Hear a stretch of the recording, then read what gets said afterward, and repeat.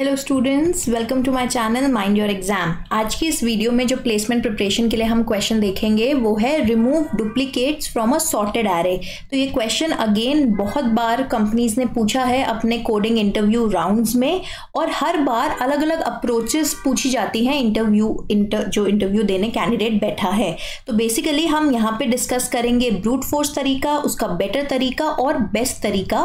तीनों के लिए ही हम लॉजिक देखेंगे, पाइथन कोड देखेंगे, ताकि एक लैंग्वेज में आपको कोडिंग करनी आ जाए तो आप बाकी भी लैंग्वेजेस में सिमिलरली आप यूज कर सकते हैं कोड लिखना और उसका तरीका। और लास्ट में हम स्पेस और टाइम कॉम्प्लेक्सिटी देखेंगे, तीनों अप्रोचेस की जो हम डिस्कस करेंगे। तो लास्ट तक बने रहिए ताकि आपको तीनों का कंपैरिजन और कॉम्प्लेक्सिटीज आसानी से समझ आए।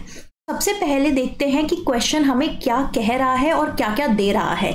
इसका क्या मतलब है कि हमें दो चीज़ें गिवन है क्वेश्चन में।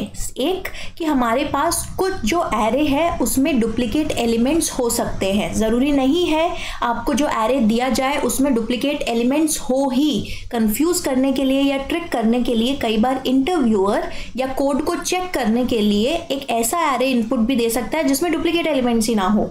उस केस में भी आपका कोड वर्क करना चाहिए। तो यहाँ पे एक एग्जाम्पल लेते हैं जिसमें डुप्लीकेट एलिमेंट्स हैं, यानी एक एलिमेंट एक से ज़्यादा बार रिपीट हो रहा है। 3 भी यहाँ पे 3 बार रिपीट हो रहा है, 5 यहाँ पे 2 बार रिपीट हो रहा है। कितने नंबर ऑफ टाइम्स रिपीट हो रहा है उससे हमें मतलब नहीं है। दूसरी चीज जो आपको क्वेश्चन में गिवन है वो है कि ये एक सॉर्टेड एरे है। अब जब भी क्वेश्चन में आपको कुछ ऐसा एक्स्ट्रा दिया जाता है, देखिए ये क्वेश्चन ऐसे भी पूछा जा सकता था कि आपके पास एक एरे है जिसमें कुछ एलिमेंट्स रिपीटेड हैं, आपको फाइंड आउट करना है कि यूनिक एलिमेंट्स क्या है। सॉर्टेड होना एक एडिशनल एडवांटेज है आपके लिए, जिसे आपको अपने सॉल्यूशन में यूज़ करना है ताकि इसकी टाइम और स्पेस कॉम्प्लेक्सिटी को आप कम से कम रख सकें और एक अच्छा अप्रोच या एक अच्छी सॉल्यूशन आप अपने इंटरव्यू को दे सकें। तो सबसे पहली अप्रोच जो दिमाग में आती है उससे स्टार्ट करते हैं। पहले अप्रोच में हम एक एक्स्ट्रा एरे ले लेते हैं। इस एरे का साइज सेम है जो कि ओरिजिनल एरे का साइज है, यानी जो भी लेंथ है ओरिजिनल एरे की, अगर मैं नाम दूं A तो सेम लेंथ का ये नया एरे भी है। इसमें हमें क्या करना है, हमें 2 वेरिएबल्स मेंटेन करने हैं। एक वेरिएबल जो ओरिजिनल एरे पे मूव करेगा, दूसरा वेरिएबल जो नए वाले एरे पे मूव करेगा। अब क्योंकि ओरिजिनल एरे का जो पहला एलिमेंट है वो हमेशा यूनिक ही होगा, क्योंकि पहला एलिमेंट है, इससे पहले हमने कोई एलिमेंट नहीं देखा है। तो क्या हम पहला एलिमेंट ओरिजिनल एरे का एज इट इज कॉपी कर सकते हैं नए एरे में? बिल्कुल कर सकते हैं। तो हम क्या करेंगे कि जो ओरिजिनल एरे है उसमें से न्यू एरे में हम पहला element as it is copy कर देंगे। ठीक है, तो पहले एलिमेंट का तो सॉर्टेड हो गया, मतलब ओरिजिनल एरे में से हमने पहले एलिमेंट की जो हमें करना था हमने उसे कॉपी कर दिया न्यू एरे में। अब आई वेरिएबल है जो ओरिजिनल एरे पे मूव करेगा और जे वेरिएबल है जो न्यू वाले एरे पे मूव करेगा। हमें हर बार क्या करना है, आई को उस एलिमेंट पे पॉइंट कराना है जो हम करंटली देख रहे हैं ओरिजिनल एरे में, और जे को उस एलिमेंट पे पॉइंट कराना है जो हमने लास्ट स्टोर किया था नए एरे में। ठीक है, आप पॉज करके इस स्टेटमेंट को दोबारा भी सुन सकते हैं। आई हमारा पॉइंट कर रहा है इंडेक्स 1 पे, और एक एलिमेंट ऐसा है जो हम अब पहली बार देख रहे हैं विच इज एलिमेंट 2। अब हर बार हम क्या करेंगे, जो भी एलिमेंट आई जिसे पॉइंट कर रहा है उसे कंपेयर करेंगे उस एलिमेंट के साथ जो जे वाली पोजीशन पे प्रेजेंट है नए एरे में। तो हमने कंपेयर करा कि आई वाला एलिमेंट यानी 2 और जे वाला एलिमेंट यानी 1 दोनों सेम नहीं है। That means last unique element जो हमने नए एरे में स्टोर किया था वो 2 तो नहीं था, और क्योंकि ये सॉर्टेड एरे है इससे पहले चेक करने का कोई मतलब नहीं है, यानी 1 से पहले लेफ्ट जाके, क्योंकि अगर सॉर्टेड ऑर्डर में होता और ये 1 हमें दिख रहा है यानी इससे पहले लेफ्ट साइड हम जाएंगे तो हमारे पास इससे छोटे एलिमेंट्स ही मिलेंगे, है ना। तो हमने देखा कि आई पे जो एलिमेंट प्रेजेंट है वो बराबर नहीं है जे वाले एलिमेंट से, तो हम क्या करेंगे, जे को एक इंक्रीमेंट कर देंगे, जे की नई वैल्यू हो जाएगी 1 वाली वैल्यू पे अब इस आई वाले एलिमेंट को कॉपी करेंगे। तो जे कहाँ अब पॉइंट कर रहा है, उस लोकेशन पे जहाँ पे हमने लास्ट यूनिक एलिमेंट स्टोर कराया है, और इसके करने के बाद हम i को इंक्रीमेंट कर देंगे। फिर से हमें क्या करना है, i वाले इंडेक्स पे जो एलिमेंट प्रेजेंट है उसे कंपेयर करना है j वाले इंडेक्स पे जो एलिमेंट प्रेजेंट है, क्योंकि ये दोनों सेम है। इसका मतलब i अभी जिस एलिमेंट पे पॉइंट कर रहा है वो ऑलरेडी एक बार आ चुका है और उसे स्टोर कराया जा चुका है, इसीलिए इस केस में हम कुछ कॉपी पेस्ट नहीं करेंगे, हम सीधा i को इंक्रीमेंट कर देंगे, j को भी चेंज नहीं करेंगे। फिर हमने देखा i हो गया इंडेक्स वैल्यू 3 और यहाँ पे एलिमेंट भी प्रेजेंट है 3। इस एलिमेंट को कंपेयर कर रहे हैं हम j के एलिमेंट के साथ। j पे कौन सा एलिमेंट प्रेजेंट है न्यू एरे में, 2। तो 2 और 3 सेम नहीं है, तो हम क्या करेंगे, j को एक इंक्रीमेंट कर देंगे। j अब पॉइंट करेगा इंडेक्स वैल्यू 2 पे, और यहाँ पे i जिस एलिमेंट को पॉइंट कर रहा है वो एलिमेंट स्टोर करा देंगे।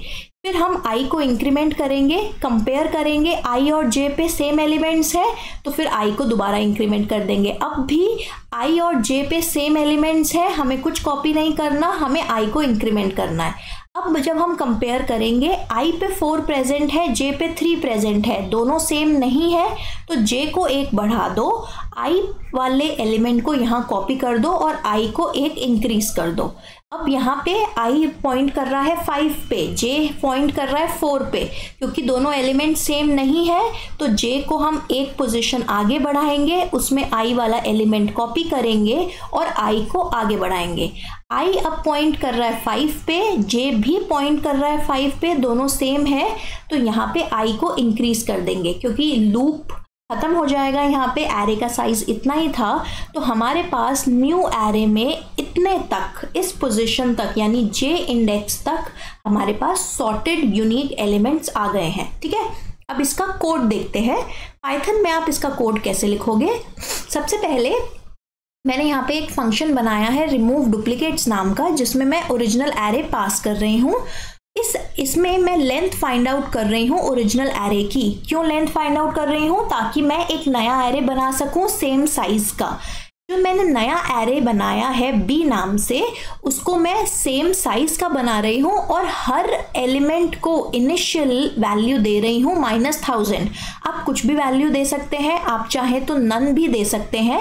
इसका क्या मतलब होगा कि एक नया एरे बनाओ जिसका साइज है n और उसके सारे एलिमेंट्स इनिशियली नन रखो।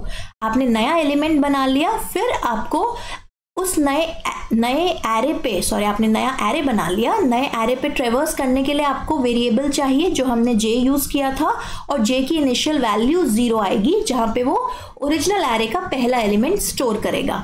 तो ओरिजिनल एरे से पहला एलिमेंट हमने 0th लोकेशन पे कॉपी कर दिया। यहाँ पे हमने j को इंक्रीज नहीं किया है क्योंकि मैंने पहले भी बताया j वहाँ पॉइंट करेगा जिस इंडेक्स वैल्यू पे लास्ट यूनिक एलिमेंट हमने स्टोर किया था। अब इस लूप में हम क्या कर रहे हैं, इस लूप में हम ओरिजिनल एरे पे एक एक करके i को मूव करा रहे हैं, कंपेयर कर रहे हैं कि i जहां अभी पॉइंट कर रहा है और j जहां अभी पॉइंट कर रहा है उन दोनों के एलिमेंट सेम है या नहीं।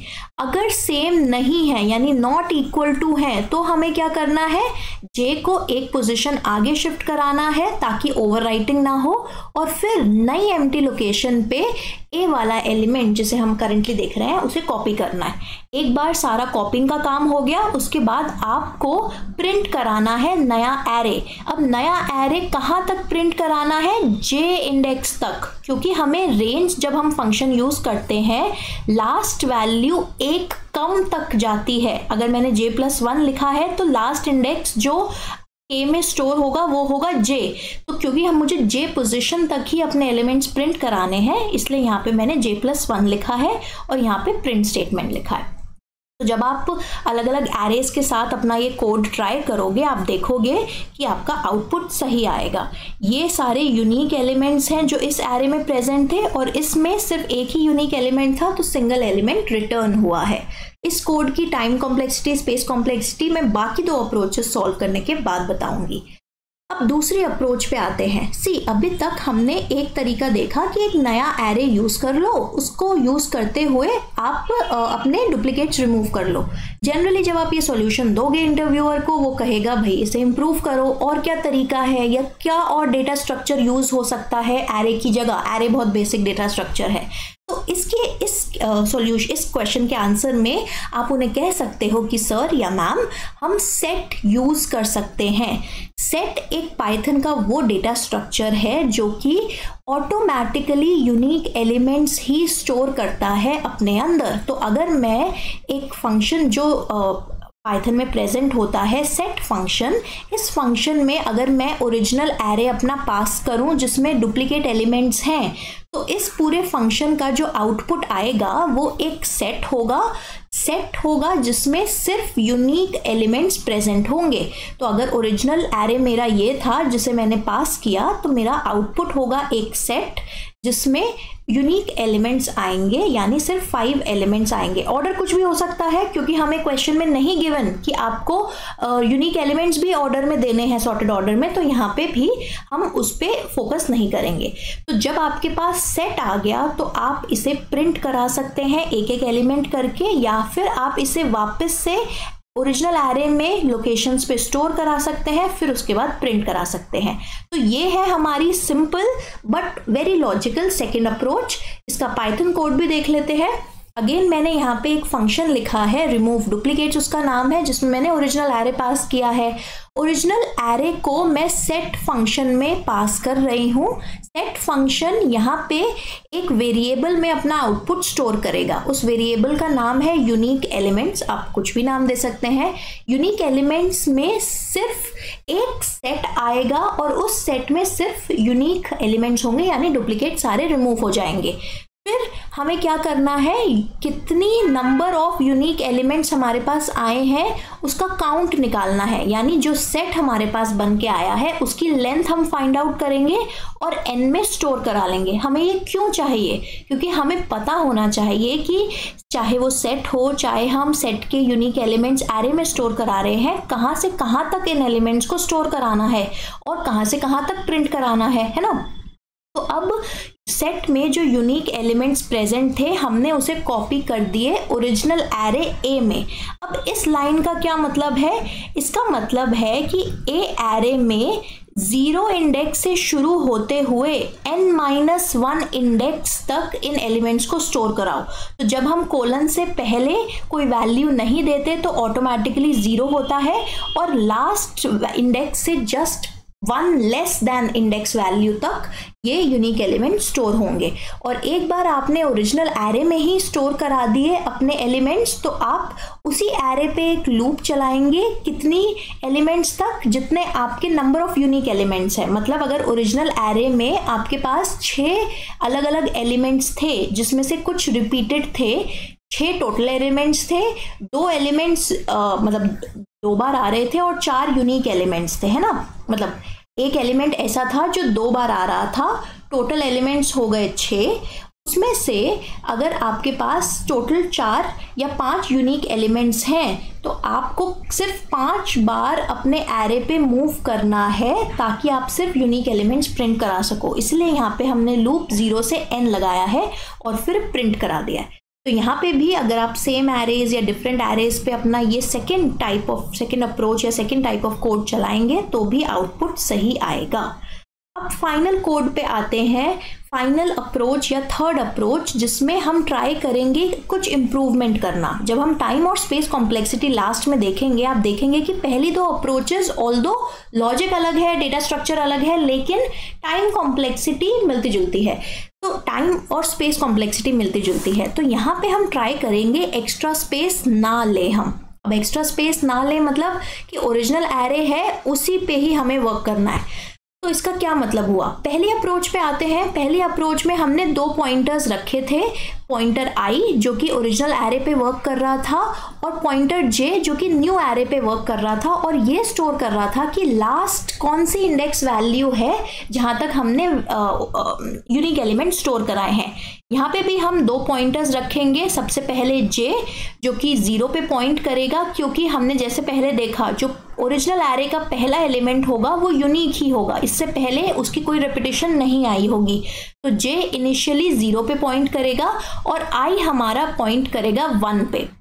हम वापस से दोनों को कंपेयर करेंगे, अगर दोनों एलिमेंट सेम हैं तो फिर i को इंक्रीज कर देंगे और कोई चेंज नहीं करेंगे, है ना। मतलब जो एरे में i लोकेशन पे एलिमेंट है जिसे हम करेंटली देख रहे हैं, अगर वो एरे के jth लोकेशन वाले एलिमेंट के बराबर है तो बस i को प्लस प्लस कर दो, i को एक बार इंक्रीज कर दो। अदरवाइज क्या करना है, अदरवाइज हमें क्या करना है, दोनों सेम नहीं है तो फिर एरे के j वाले पॉइंटर को एक इंक्रीज करो और उसमें एरे का ith एलिमेंट ऐड कर दो यानी रिप्लेस कर दो। तो देखते हैं कि ऐसे कैसे वर्क करेगा।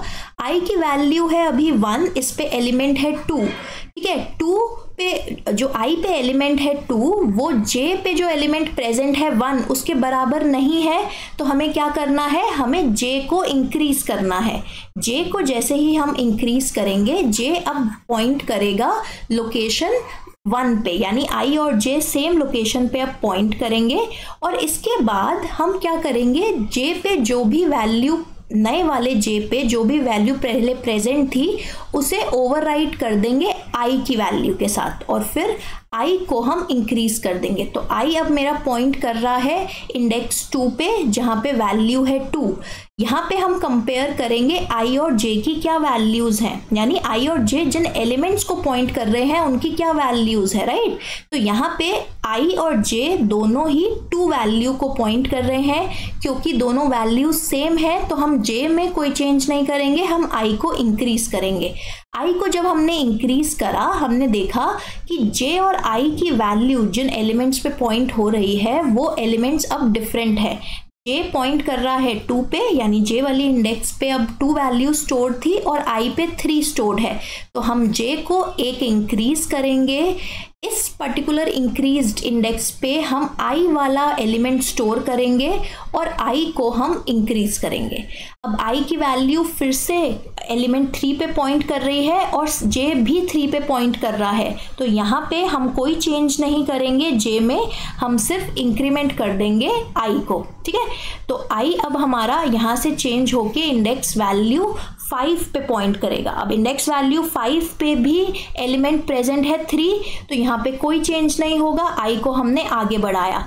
i अब इंडेक्स 6 पे पॉइंट कर रहा है जहाँ पे एलिमेंट है 4, क्योंकि 4 और 3 सेम नहीं है तो हम j को एक इंक्रीज करेंगे, j की नई पोजीशन पे i वाला एलिमेंट डालेंगे और i को इंक्रीज कर देंगे, ठीक है।